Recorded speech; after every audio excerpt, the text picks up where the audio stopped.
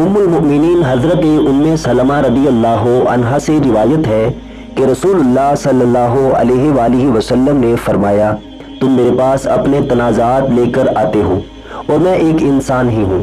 شاید کوئی شخص اپنی دلیل کو دوسری کی نسبت بہتر طور پر بیان کر سکتا ہو، اور میں تو جو کچھ تم سے سنتا ہوں اسی کے مطابق فیصلہ کرتا ہوں، لہذا جس کو میں اس کے بھائی کے حق میں سے کوئی چیز دے دوں تو وہ اسے نہ لے، میں تو اسے آگ کا ایک ٹکڑا دے رہا ہوں، قیامت کے دن وہ اسے لے کر حاضر ہوگا۔ سنن ابن ماجہ حدیث نمبر 2317۔ حضرت ابو ذر رضی اللہ عنہ سے روایت ہے، انہوں نے رسول اللہ صلی اللہ علیہ وآلہ وسلم سے سنا، آپ صلی اللہ علیہ وآلہ وسلم فرما رہے تھے، جو شخص اس چیز کا دعویٰ کرے جو اس کی نہیں تو وہ ہم میں سے نہیں، اسے اپنا ٹھکانہ جہنم میں بنا لینا چاہیے۔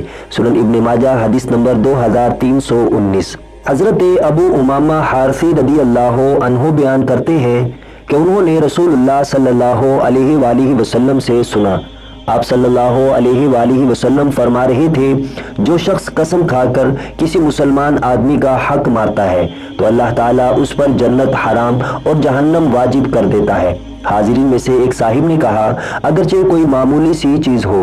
نبی پاک صلی اللہ علیہ وآلہ وسلم نے فرمایا، اگرچہ پینوں کی ایک مسواک ہو۔